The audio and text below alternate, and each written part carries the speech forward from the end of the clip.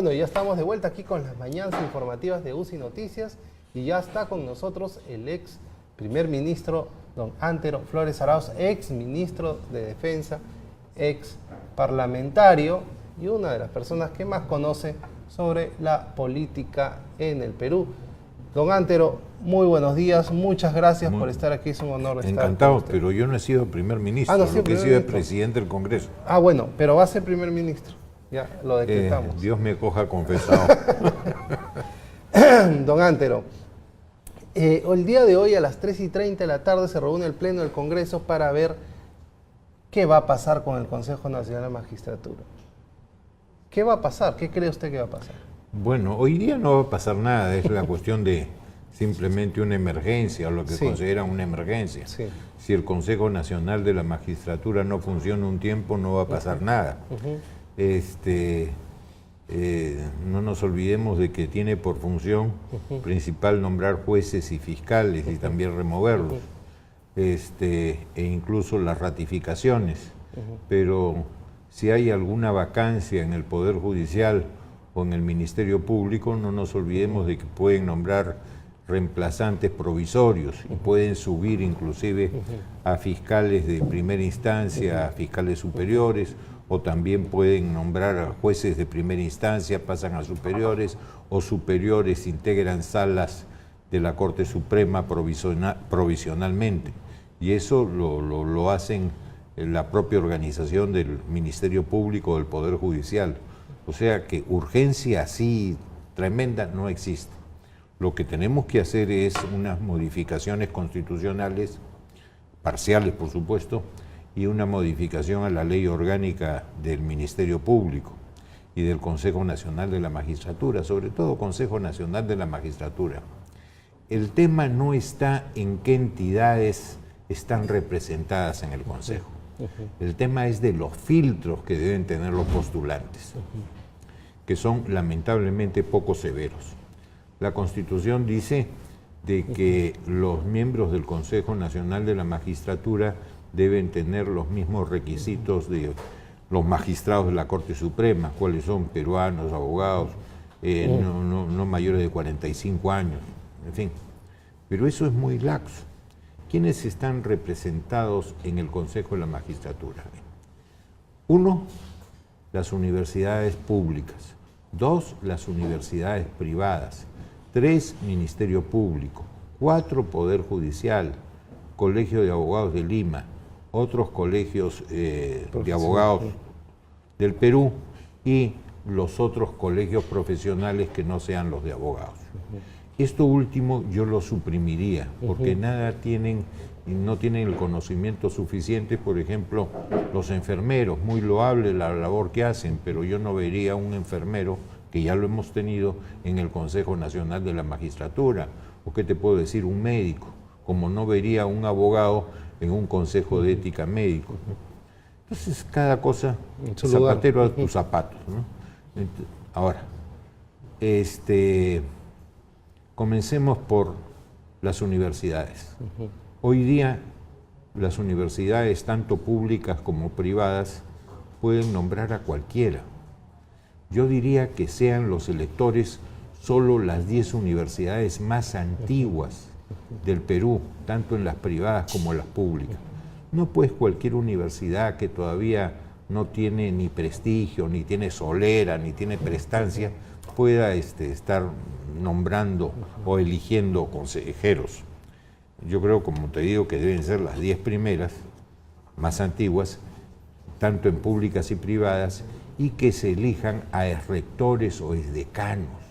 Gente que ya sean cesantes o jubilados y que no hayan tenido conflictos de interés. Claro, y que no hayan tenido además ninguna resolución disciplinaria contra ellos, ¿no? En que sean acusados y la acusación haya sido admitida y sean declarados culpables. Que su conducta haya sido totalmente transparente, legítima, lícita, etc. En el Ministerio Público y en el Poder Judicial igual, que sean fiscales supremos ya jubilados o cesantes y que no hayan tenido anticuchos. Lo mismo en el Poder Judicial, expresidentes o exmagistrados de la Corte Suprema ya jubilados o cesantes. Los colegios profesionales que puedan, de abogados, que sean elegidos por los decanos, que para eso están, que ya se modificó la ley, pero que tengan otros requisitos, que hayan sido exdecanos de los colegios, no cualquier abogado, que hayan sido exdecanos y que no hayan tenido problemas de tipo jurisdiccional. Entonces, ¿quién los evalúa? ¿Quién los evalúa? ¿Buscamos notables, como estos notables? ¿Usted es un notable, señor Flores? Yo soy notorio, no soy necesariamente notable. Yo creo que no necesitas ningún tribunal de honor ni nada por el estilo. Basta que los electores elijan dentro de quienes pueden ser elegibles, no cualquiera. Si tú pones esos filtros, yo creo que basta que las entidades que tienen representante hagan lo suyo, ¿no? Ahora, ¿cómo se elige? Todo está cuestionado, las instituciones están cuestionadas, hasta la OMPE, acaba de estar Susana Guerrero, ex asesora legal de la OMPE, para decir, todo está mal, aquí ha salido a denunciar la corrupción en quien garantiza nuestros procesos electorales. Yo creo que eso es una exageración, no todo está mal. Hay gente muy competente, muy honesta, muy honorable y muy honrada que no nos podemos olvidar que existe. Claro. Entonces, esta situación que estamos viviendo no es nueva, siempre hemos sabido que hay esa corrupción. Lo que pasa es que, como sucedió en la época de Montesinos, una imagen hace más de 1000 palabras, acá un audio hace más que 1000 párrafos escritos, ¿no? Y entonces se ha visto la corrupción con mayor indignación, mayor fastidio, pero todo tiene soluciones. Yo sí creo en la capacidad de recomposición de nuestro país.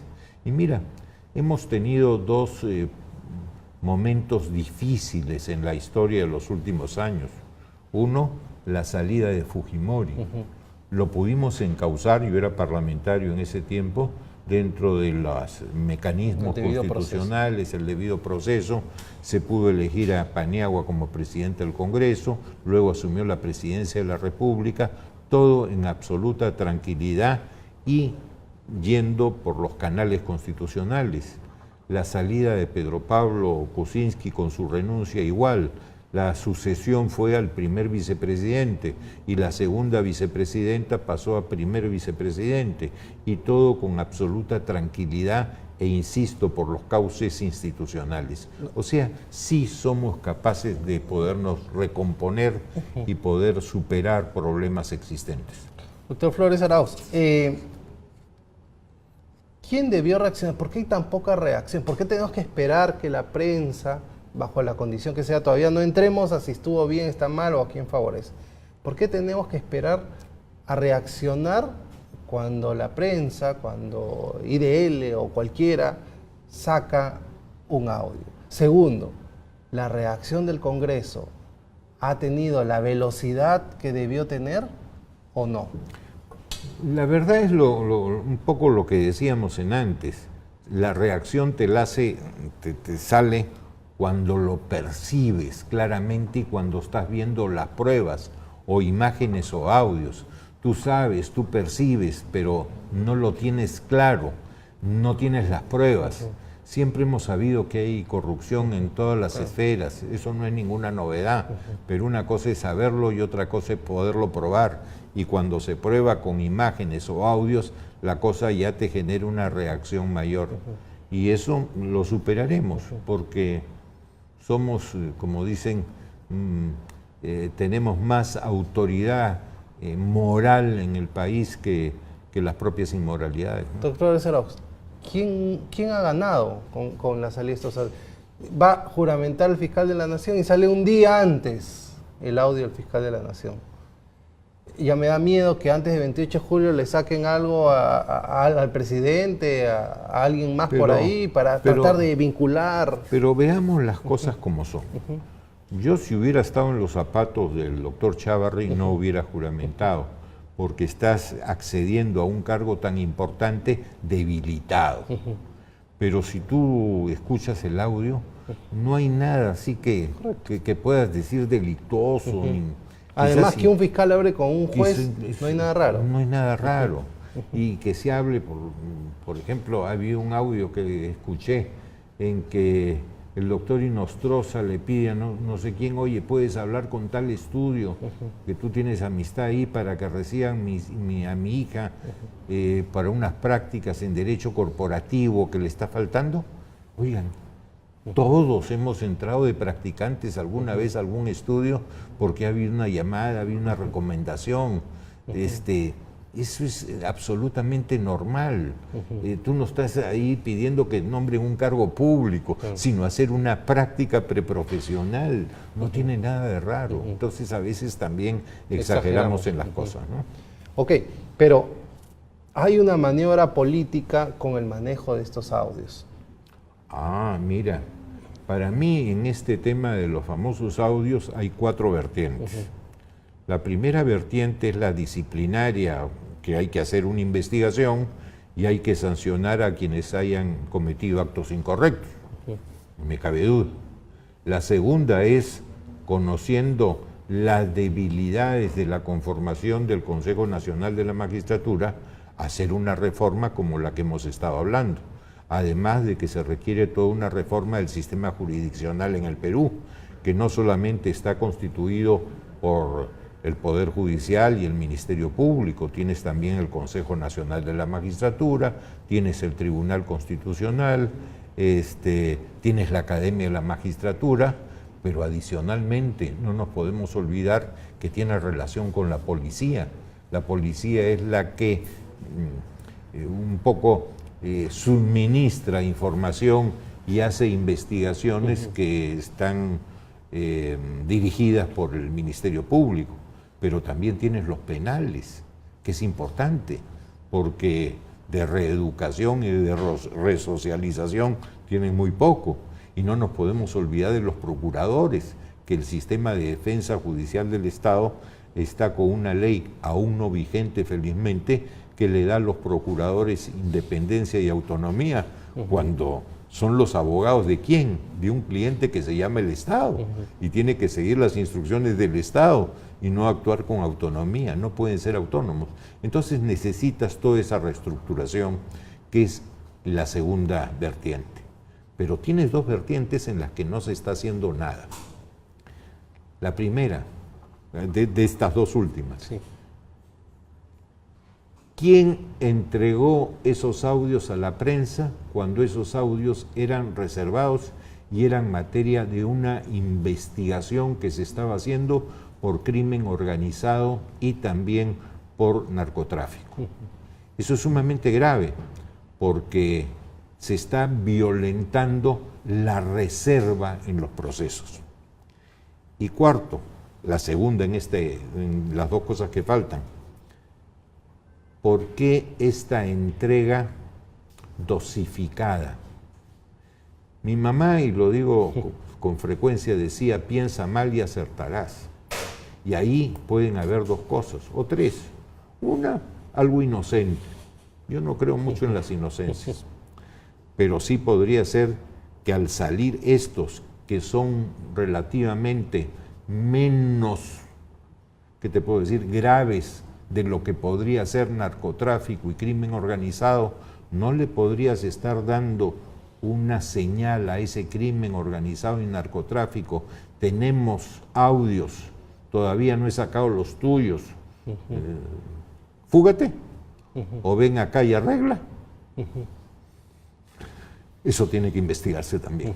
Es muy sospechoso estas entregas por capítulos que parece ya una telenovela turca. Además, que ha generado una guerra política entre un sector de la izquierda, por así decirlo, con el fujimorismo, no quiero decir fujiaprismo porque con el fujimorismo, mulderismo, por así decirlo. Hay un enfrentamiento, el cual me preocupa hacia la construcción de una agenda nacional. La mesa directiva del Congreso que va a ser elegida el 26 va a ser una guerra. El presidente de la República, que estaba soportado bajo el fujimorismo, más o menos había una alianza tácita ahí, parece que ha cambiado un poquito el timón con este nombramiento de notables hacia la izquierda. ¿Cuál es su visión y su olfato? Bueno, primeramente hay que tener una mente realista. ¿El Poder Ejecutivo puede gobernar sin la ayuda del Congreso? Evidentemente que no. Porque si bien el Ejecutivo puede plantear determinadas reformas, presentar proyectos, etcétera, si no se aprueban en el Congreso, realmente no se conduce a nada y no se llega al norte o al destino que uno espera. Entonces, realistamente tiene que concordar, conciliar, conversar el Poder Ejecutivo con el Congreso.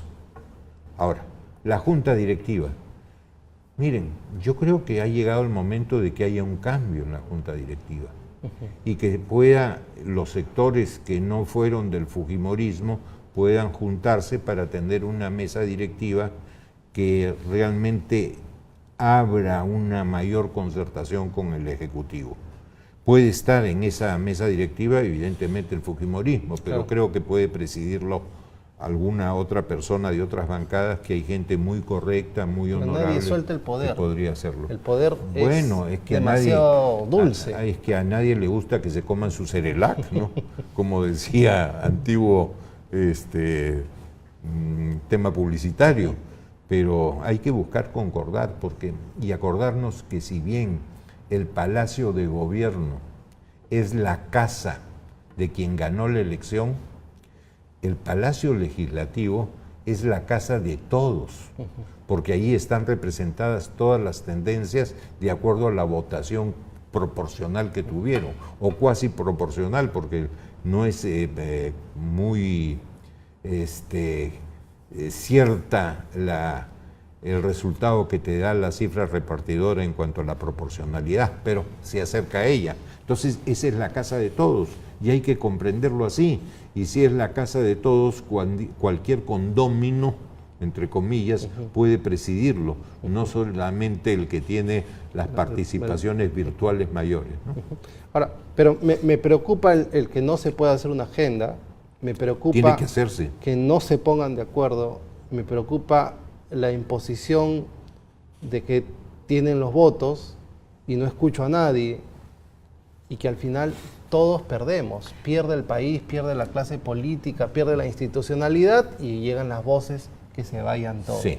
Yo no sería, soy franco, tan negativo, porque creo que todas las bancadas son conscientes de que en todo este primer semestre que ha concluido del año 2018, se han dado tantas cosas, tantos cuestionamientos, que a todos les ha pasado factura.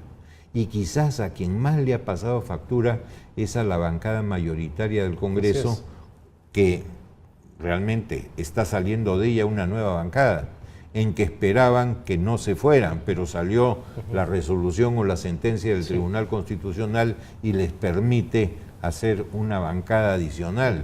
Entonces ya no, y la han presentado, con lo cual ya no tienen la esperanza de recuperar a esa gente que se fue. Hoy día ya está institucionalizada su salida. Yo por eso no sería tan negativo. Las cosas y la factura que les ha pasado a todos, la situación imperante, yo creo que tiene que hacerlos reaccionar. Ok. Bueno, muchas gracias, don Ángel. Gracias a ustedes. Ha sido bastante clara su exposición. Sea caserito acá, vamos a darle más facilidades para no tener que soplarse este tráfico tan feo que hay en Lima. Eres muy generoso, espantoso, no feo. Bueno, que es una agenda pendiente de los candidatos a la alcaldía de Lima. Todo el mundo está mirando estas cosas y nos olvidamos de que hay elecciones el 7 de octubre. Y nos olvidamos de otra cosa también en cuanto al tráfico, que entran cerca de 200.000 vehículos todos los años y no sale ninguno. Así es. Bueno, agradecemos al doctor Antero Flores Arauz, quien nos ha acompañado, nos ha contado. Doctor Flores Arauz, yo creo que este gobierno, al no tener una base o estructura política y social, permite que se pueda convocar a gente concertadora y conciliadora, que es lo que necesitamos. Ojalá sea convocado. Yo sé que es una carga pesada, es una cadena pesada, porque asumir responsabilidades de Estado en este momento es bastante complicado, pero esperemos que el presidente de la República tenga bien convocarlo. Ay, yo espero lo contrario. Bueno, gracias. Muchas gracias. Muy Vámonos amable. a un corte comercial y regresamos a una mesa política que ha pasado en el MIDIS. Ahora la ministra ha salido a decir, bueno, pues si quieren comer, coman, ¿no? Vamos a tener a Federico Tong, quien ha sido director ejecutivo de Foncodes. Vamos a tener a Roberto Rojas, también, que es analista político, para poder conversar sobre la agenda de lo que pasa en el CIS. Se han tirado la plata en el CIS también. Roberto ha sido gerente general del CIS. Vamos a hablar de todo eso en un solo minuto.